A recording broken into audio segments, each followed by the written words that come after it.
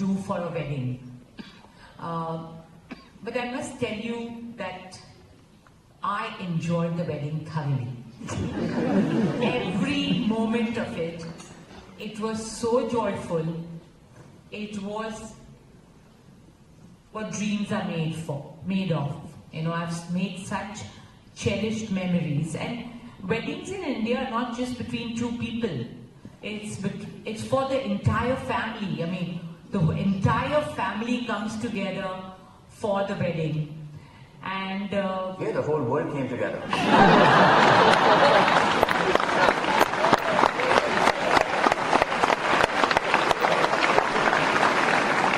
To that I will say, Vasudeva Kutumbakam.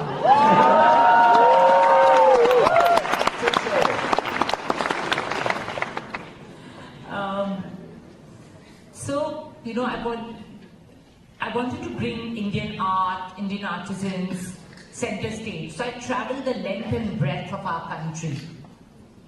And I think it became such an adventure, I cannot tell you. I met such incredible people, such incredible women. You know, the bandhani workers, the patola workers who were weaving this beautiful saris. I went to Banaras and had street food. I mean, the most amazing Banarasi chaat that we could ever have. And brought it all back to Bombay for our guests to experience it. And I'm so glad that you say that it brought the spotlight on the wedding, because indirectly it brought the spotlight on our culture, our traditions, our heritage, and our arts and artisans. So actually, thank you for asking me this question. That's wonderful.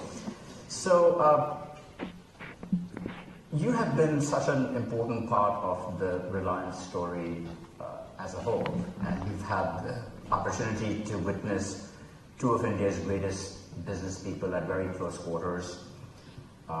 Your father-in-law, Dhirubhai Ambani, and your husband, Mukesh Ambani. Can you share one quality from each that have made Reliance what it is?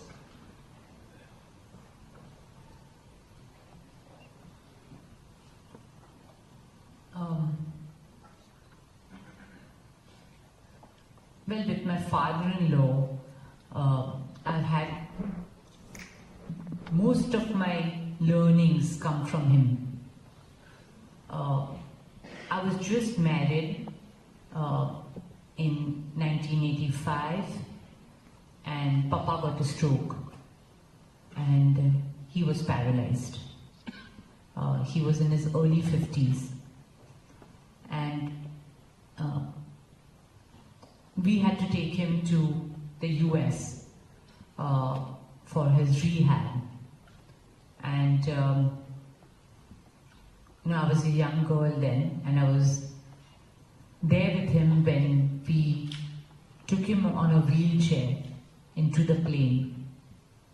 And he told me, "Nita, come here," close to me. I went and said, "Yes, Papa." He said, "Today I'm going to the US in a wheelchair. But remember, when I come back, I'll be walking on my own without even a walking stick." And that's what he did. That shows his iron will and his determination.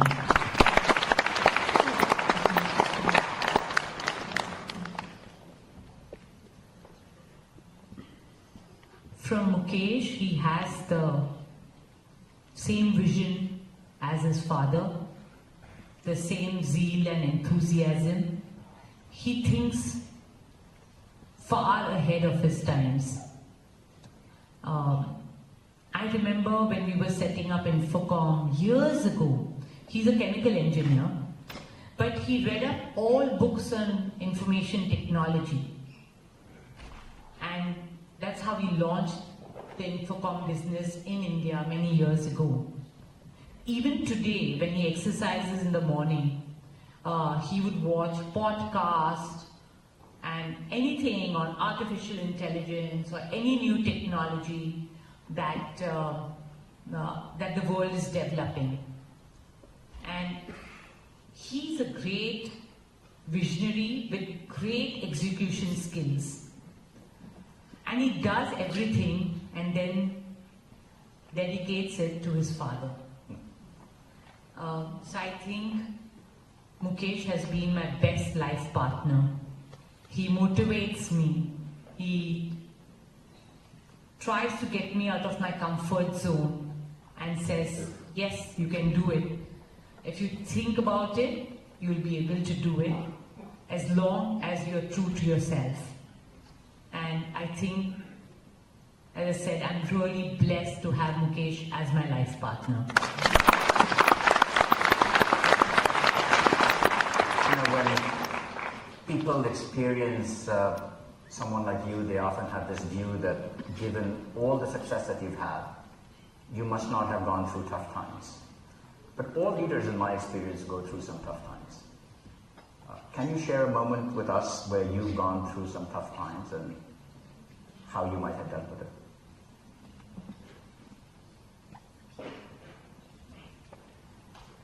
So it was very early on in my marriage. You know, we were married and it was my first birthday after my marriage. And I went to a store called Tribhuvandas Bhimji Jewelers. People know about it? Yeah. And I bought a gold chain for myself. Saying, you know, Mukesh is not known for giving gifts. So I decided to gift myself.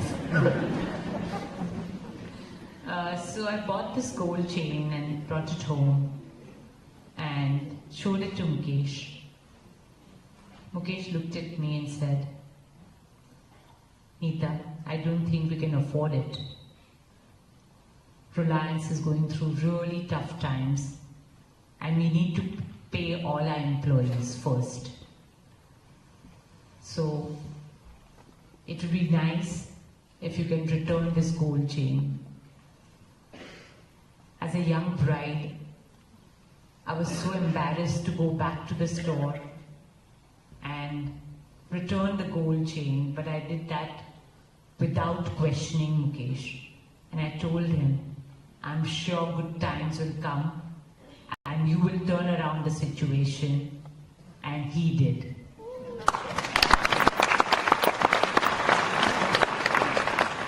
But I also have to tell you one thing that I learned from this is that adversities should make you a better person and not a bitter person. And that, I think, is a great learning for me. I will remember that a long time. Adversity should make you a better person rather than a bitter person. See, even as a professor of leadership, you can learn a lot about leadership every day. So let me, from that moving story of these difficult times, now you and your family have, as you said, Mukesh turned it around. You are now blessed with extraordinary wealth. So, in your view, what is the role of money in life, and how important is money to happiness? Well, in our Hindu culture, we call wealth Lakshmi, and we worship it. But look, we all need money. Yeah, so I have a story here to say. My father fell critically ill and needed to be in the ICU. And he was in the ICU for a very long time. And my mother could not afford to pay the bills any further. So she came to me very hesitatingly, because to ask anything from your daughter is not done in the Hindu society. I absolutely don't subscribe to this view at all. I think daughters and sons both are equal. And she told me, you know, we are having a hard time keeping Papa in the ICU. And that's the time I realized the importance of money. I made an ICU at Antilia for my father, saw that he spent the last few years of his life comfortably at home in the loving care of his wife, his daughters and his grandchildren. All of them remember Nana. And I think that's what any child would like to do for their parents. So here I feel there is the importance to money. And also, it was after I had seen the other side,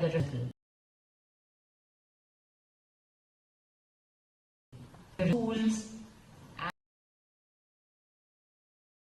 and so wealth is required to do service to society, to do seva, to build institutions. But having said that, I think Mukesh and me still find joy in the simple pleasures of life. I love Mukesh taking me on a drive with all the Bollywood songs.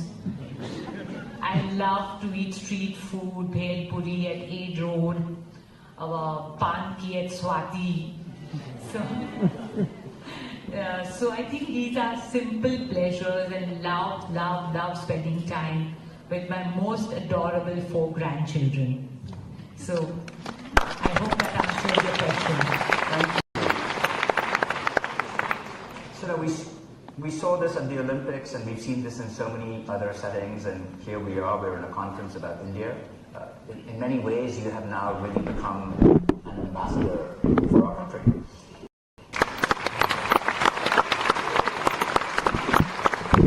So I'm here at the Harvard Business School, where one of the first things we teach our students is how to do a SWOT analysis. Strengths, weaknesses, opportunities, and threats. So maybe it's a fitting way to think about ending this conference, to have you do a SWOT analysis of India.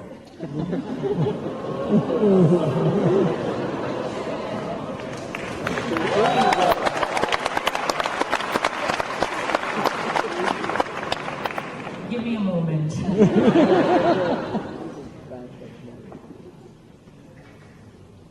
So I think our strength is our youth.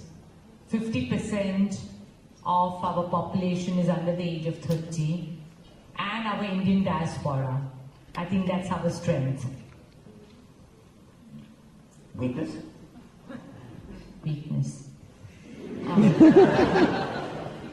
I think the 200 or 300 million people whose life we need to change were lying at the bottom.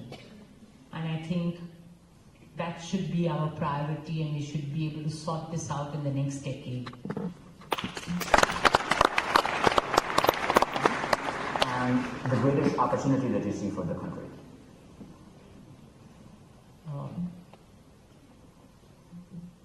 Adoption of technology at scale. So whether it is artificial intelligence, green energy, genomics, I think that's what India will do. And here, in some ways, the strength of the country, which is the young people, might very well be one of the reasons why we can do it on a scale that nobody else might be able to do. So it's a real opportunity. And it's not good usually to end on a bad note, but what is the greatest threat that you see for our country? I speak as a mother here. I think we need peace. We need peace in the world. Only if there is peace will countries grow and prosper. And so that holds true for even India. So I think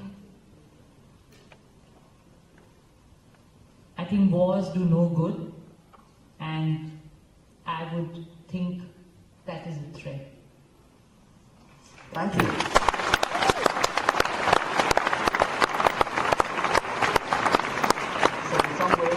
this brings us full circle, because if you recall, your mother said that you should have studied at Harvard Business School, and now you have passed the most important test that we give at Harvard Business School. Complete SWOT analysis. So, before we end though, we're going to have some fun. Is that okay? Well, you have me here on the spot and on the chair. What do I say? Okay. So, just a series of rapid fire questions, and here you have to be really quick. Rapid fire means rapid fire, Nita, okay? So, Bollywood or Hollywood? Bollywood. Harvard or Stanford? Oh my gosh.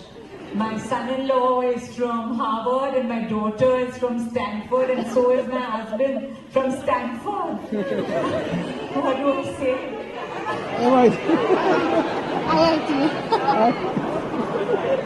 Okay, I'll let you off. So, youth or experience? Youth? Sachin or Virat? The god of cricket, Sachin Tendulkar. Tradition or innovation? Innovation. What's your fondest memory? The births of my twins, Akash and Isha, 33 years ago. Your indulgence?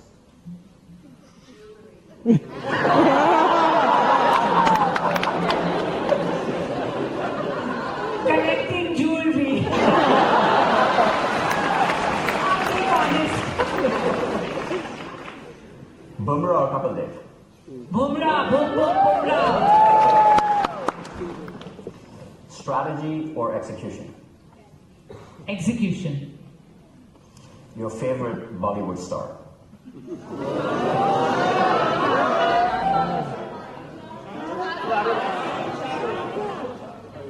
I'm not that young. I think I grew up on films by Amitabh Bachchan.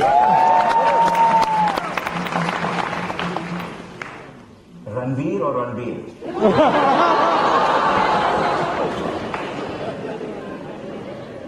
Ranbir, because my son will be very happy. Ranbir is his best friend. So Ranbir Kapoor. Okay, so if you choose Ranbir Kapoor, would you rather have dinner with Ranbir Kapoor or with Bill Gates?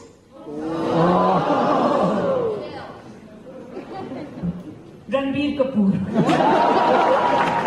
I'm going to have to tell Bill Gates. So, social media, do you think in general social media is more for good or more for bad? More for good. I've learned so many things being on social media which I wouldn't have learned otherwise.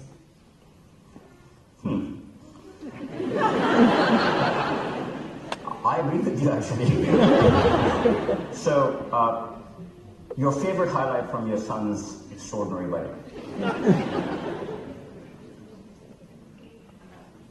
The temple night. We created 21 temples of India, and we had round about 500 chanters chanting, and in that moment I felt the divine energy as my daughter-in-law Radhika walked up and was hugged by my son Anant. I think that is my most cherished memory of the wedding. From there, your favorite fashion designer?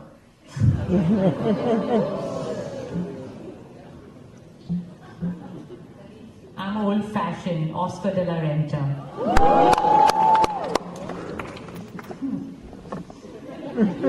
Your favorite global luxury brand? Oh, Hermes.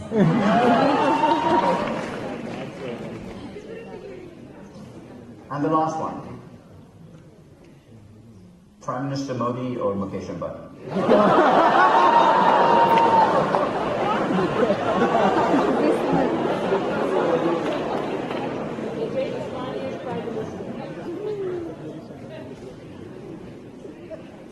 think Prime Minister Modi ji is good for the nation, and my husband Mukesh is good for my home.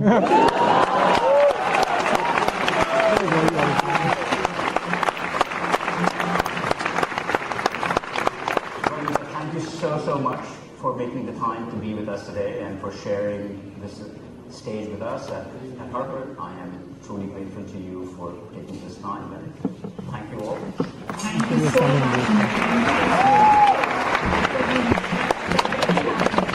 It was truly worth it because, you know, as someone who really loves leadership, I've always said that identifying them young and seeing who the next generation of talent is, if you can do that, that's the best way to build an extraordinary institution. And clearly, it looks like that's one of the secrets that you have been able to, that has made Mumbai Indians what it is too.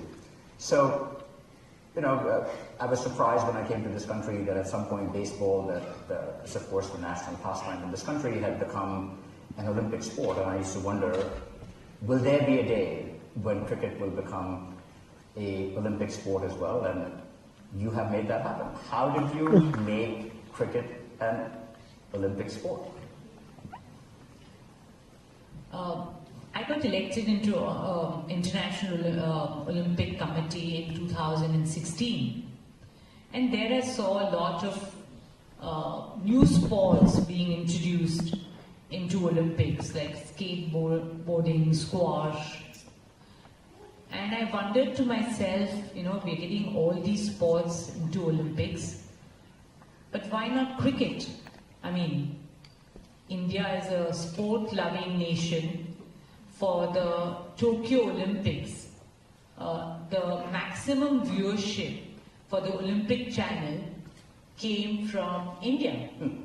So imagine what would happen if we added cricket to it. So that's the time when my mind started ticking, that how do I convince the committee members that, you know, to have cricket as an Olympic sport. Now, they were still in the belief that cricket is a 5-day-long cricket match that we used to have, the test matches. So it had evolved from 5 days to 1 day cricket, and now it is a T20 match, which is so exciting and gets over in 3 hours, and that's what all Olympic sports are about. So I think I informed them and then said this is only going to be a win-win situation if you have cricket as an Olympic sport, and you'll have the backing of probably 2 billion people, because that's the amount of people who watch cricket. So I think that is the plug that I use, and I'm so happy that now cricket will be an Olympic sport from Los Angeles.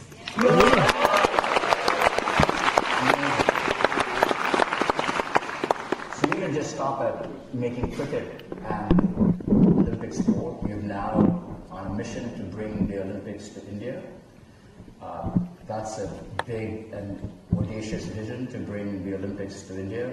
You know, the Olympics have had a history of making a nation very proud, but at times it has also led to great financial hardships for nations. So how do you think about bringing the Olympics to India? How do you think about making it something that is a win for India rather than a financial burden? First, let me answer your question why. So, I lead the bid for India to host the Olympics this year for 2036. I believe that India must have the Olympics. We are going to be the third largest economy in the world.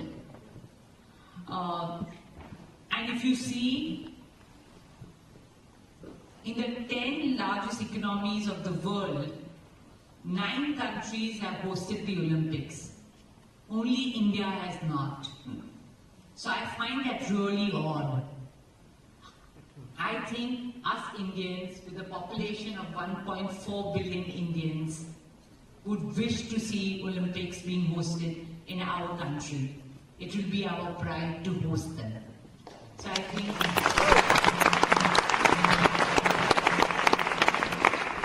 so that is the reason I think the Prime Minister also mentioned that India will bid for the Olympics for 2036. Your second question was? But there's places like Greece, there's places like Brazil that hosted the Olympics with great pride and ended up finding themselves in more financial difficulty than they imagined they would. So how do you make sure that we avoid that, even as we celebrate bringing the Olympics to India?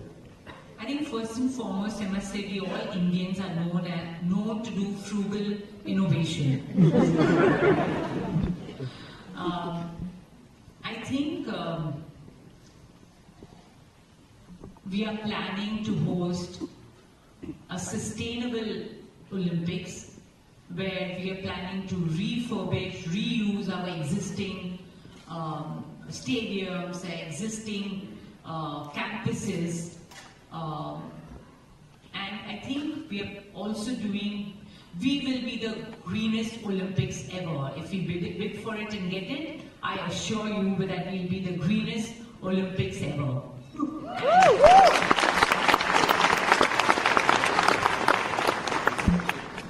And by way of housing, we'll make that housing for our athletes and then sell it as affordable. Nita Ambani Cultural Center. How did that idea come to your mind? What was the inspiration for it?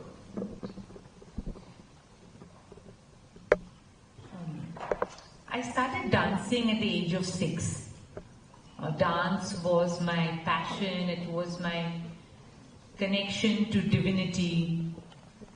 I would stay on at my guru's house long after dance classes were over and practice endlessly.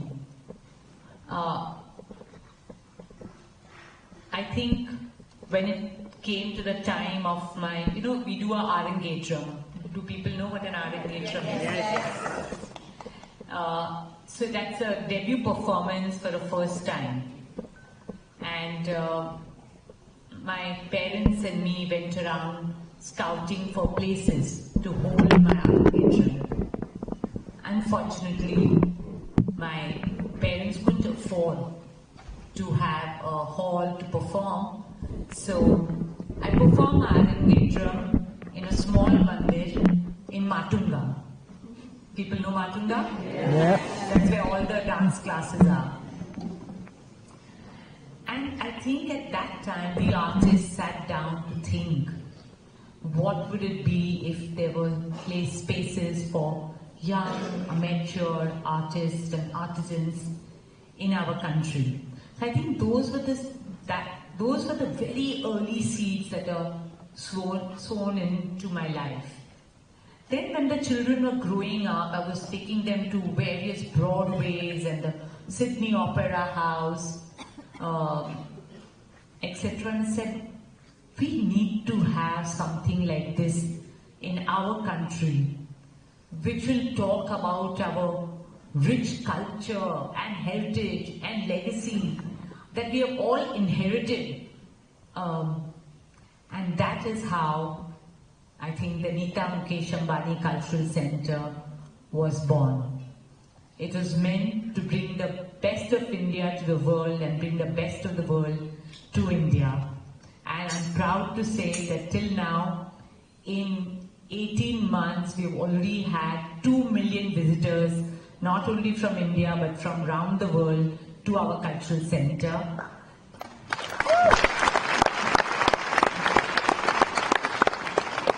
And I want to mention one thing, is that we are doing a Nita Ambani Cultural Center weekend at the Lincoln Center in New York, bringing civilization to nation to the United States of America, accompanied by a fashion show of Swadesh. So, if you have the time, please do visit the Lincoln Center in September to see the rich heritage of our country. That's amazing. So, I had the great privilege, and thank you for the invitation. We came to this amazing wedding that you organized.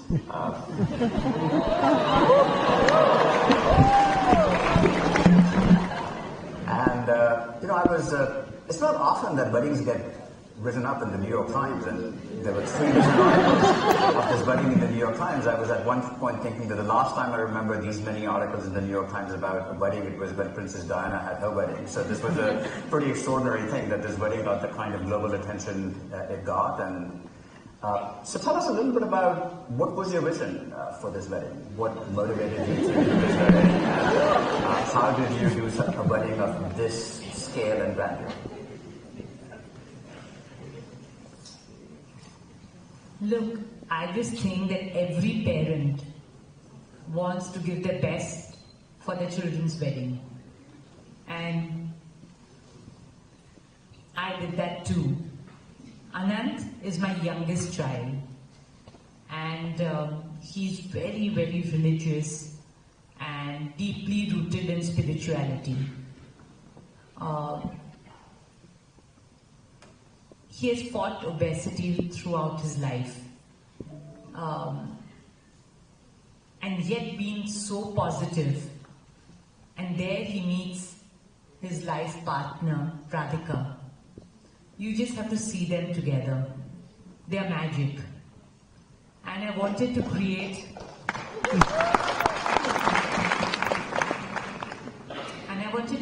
something really magical for them. But before I go to that wedding, I must say my daughter Isha is here,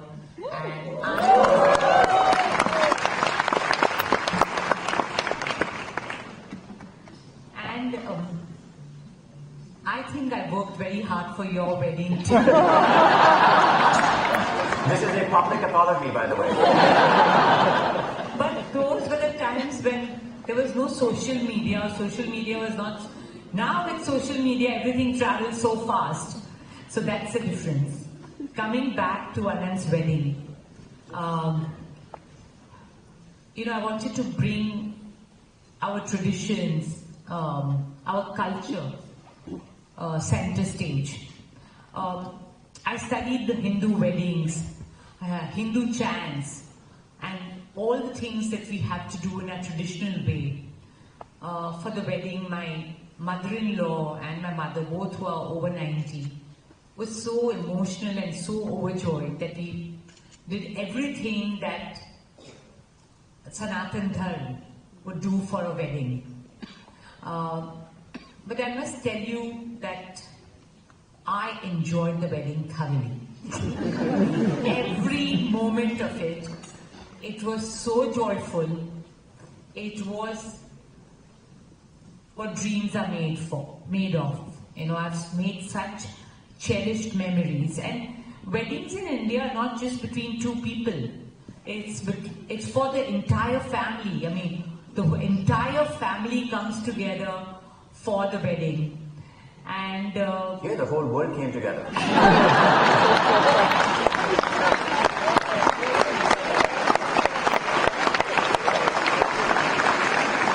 To that I will say, Vasudeva Kutumbakam.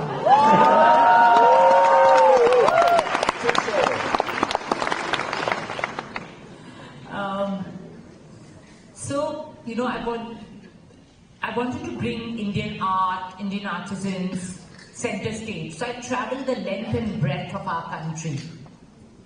And I think it became such an adventure, I cannot tell you. I met such incredible people, such incredible women. The bandhani workers, the patola workers who were weaving these beautiful saris. I went to Banaras and had street food. I mean, the most amazing Banarasi chaat that we could ever have. And brought it all back to Bombay for our guests to experience it. And I'm so glad that you say that it brought the spotlight on the wedding, because indirectly it brought the spotlight on our culture, our traditions, our heritage, and our arts and artisans. So actually, thank you for asking me this question. That's wonderful. So, You have been such an important part of the Reliance story as a whole, and you've had the opportunity to witness two of India's greatest business people at very close quarters. Your father-in-law, Dhirubhai Ambani, and your husband, Mukesh Ambani. Can you share one quality from each that have made Reliance what it is?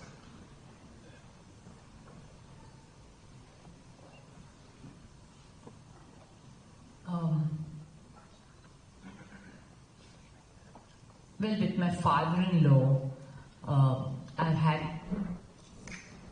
most of my learnings come from him. I was just married in 1985, and Papa got a stroke, and he was paralyzed. He was in his early 50s, and we had to take him to the US for his rehab.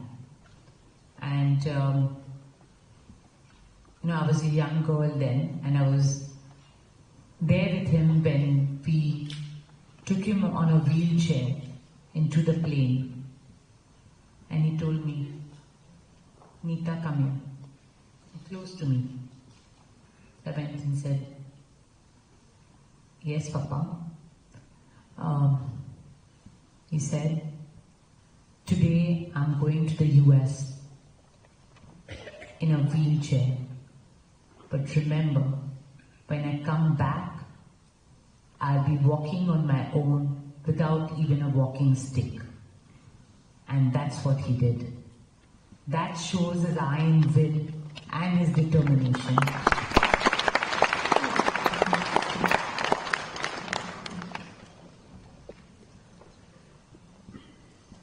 From Mukesh, he has the same vision as his father, the same zeal and enthusiasm. He thinks far ahead of his times. I remember when we were setting up Infocom years ago, he's a chemical engineer, but he read up all books on information technology. And that's how he launched the Infocom business in India many years ago. Even today, when he exercises in the morning, he would watch podcasts and anything on artificial intelligence or any new technology that the world is developing. And he's a great visionary with great execution skills. And he does everything and then dedicates it to his father. So I think Mukesh has been my best life partner. He motivates me. He tries to get me out of my comfort zone and says, "Yes, you can do it. If you think about it, you'll be able to do it as long as you're true to yourself." And I think, as I said, I'm really blessed to have Mukesh as my life partner.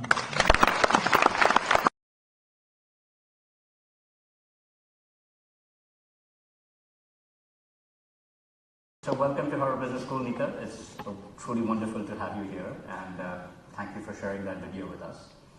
We teach a course at the school called Authentic Leadership Development. One of the premises of that course is that who you are as a child and the childhood influences that you have a profound influence in your life and shape who you are as a leader. So talk to us a little bit about your childhood years. What were they like, and what influences have shaped your life? Thank you, Nitin. But before I start, I just have to say something. Today in the morning, my 90-year-old mother got very emotional and called my two daughters-in-law, Shloka and Radhika, and said, when Nita was young, we couldn't afford to send her to Harvard, though she wanted to. But now, today, they have called her to speak at Harvard.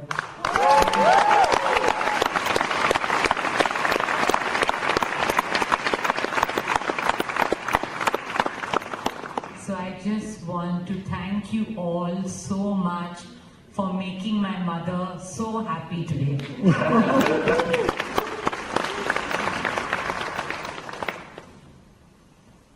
Well, about my childhood.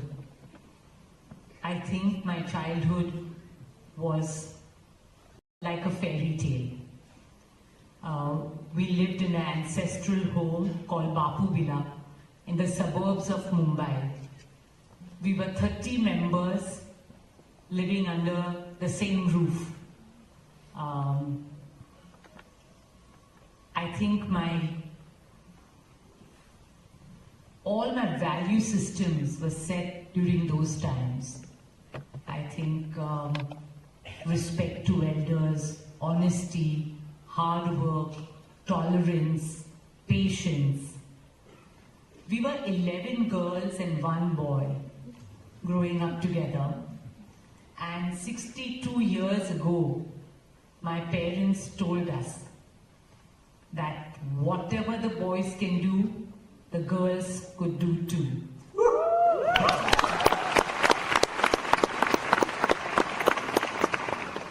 And that has left a lasting impact in my life, in all the work that I do.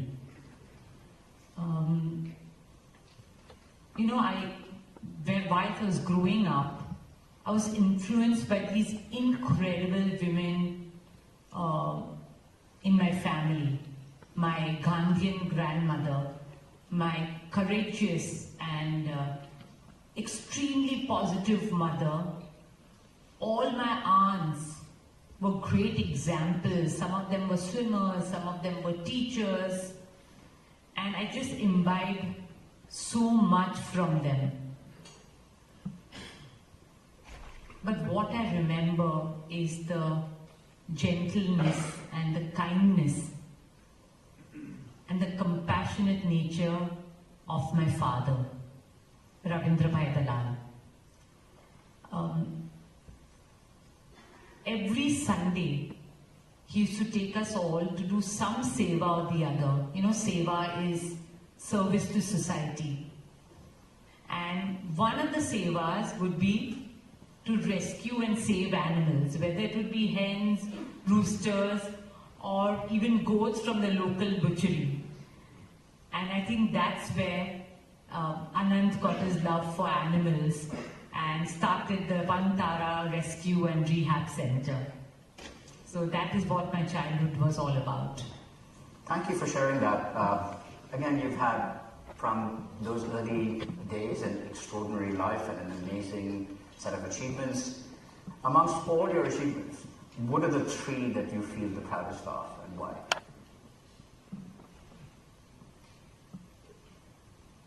As a teacher, I think my first priority was to raise my children well. And I think I've raised kind, compassionate children who are doing some wonderful things. So I'm very proud of Akash, Isha and Anand. But I must say that I'm also proud of the 75,000 children who have graduated from our schools. I think I had the privilege to shape in a small way their future. And I think, Nitin, you know what that joy is as a teacher, when you see your children doing well and making a difference to the world all around. So I think that would be my first. My second would be building institutions. I've really enjoyed creating institutions which are timeless. The Dhirubhai Ambani International School, the Nita Ambani Junior School, and the 14 other schools that we run as a foundation. Mumbai Indians, the Reliance Foundation Hospital, which is now being ranked in 10 years as the foremost hospital of India, and of course the Nita Ambani Cultural Center. So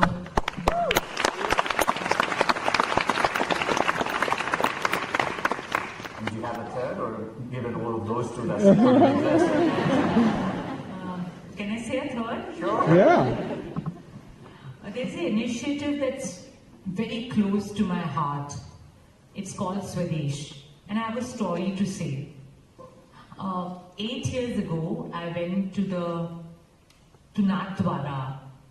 Do people know where Nathdwara is? Yeah, it's a temple town in Rajasthan. Jai Shri Krishna. And I was.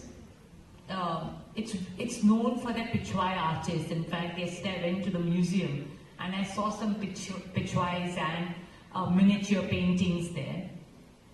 And I was interacting with these artists, and it really shook me up when they told me that they are giving up their art, an art that they'd learned under the feet of their father and grandfathers or even great-grandfathers, and taken up menial jobs like sewage cleaning, brick laying, because there was no sustenance in their art. That's where the seeds of Swadesh were sown in. And I think Swadesh is meant to spotlight our arts and artisans. India has more than 10 million artisans in the country. And I think Swadesh is trying to market their products.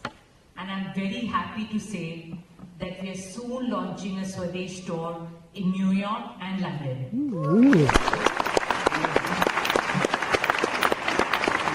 100-year-old institutions, and yet in 20 years you built one of the truly great schools in the world. And in the same way, just we came to this country, we saw all of these amazing sports teams in this country. We're in a sports town. Boston is known for the Celtics, the Patriots. Indian sport leagues are such a new thing, and yet you've made the Mumbai Indians into an extraordinary institution. And now you built like the Lincoln Center, the Nita Ambani Cultural Center. What does it take to build institutions of such exceptional caliber so quickly? I think passion and purpose. I just love what I do. I think there's magic in it. I think I have a clear vision and then go ahead and execute it. I think I can give an example for the school. We launched the school 23 years ago. And I had my father-in-law's very dear friend, Mr. Murli Devra, coming to have a look at the school. And he said, "Congratulations, Nita, you've done a great job. But who's going to come to the school?" It is neither ICSC or CBSE or SSC. And it's in middle of nowhere. BKC was a barren land at that time. And in contrast to, people know BKC, it's Bandra Kurla complex. So it was where cows and sheep would graze, in total contrast to what it is today. But I had a clear-cut vision that I wanted to bring the international curriculum to India. So we launched Nita Ambani International School with the IB curriculum. And I must say that now there are hundreds of IB schools in India. And as they rightly say, institutions lead to more institutions, and leaders give birth to more leaders. And today I'm so proud to say that not only is Nita Ambani International School ranked the first international school in India, but it's ranked the top 12 international schools in the world.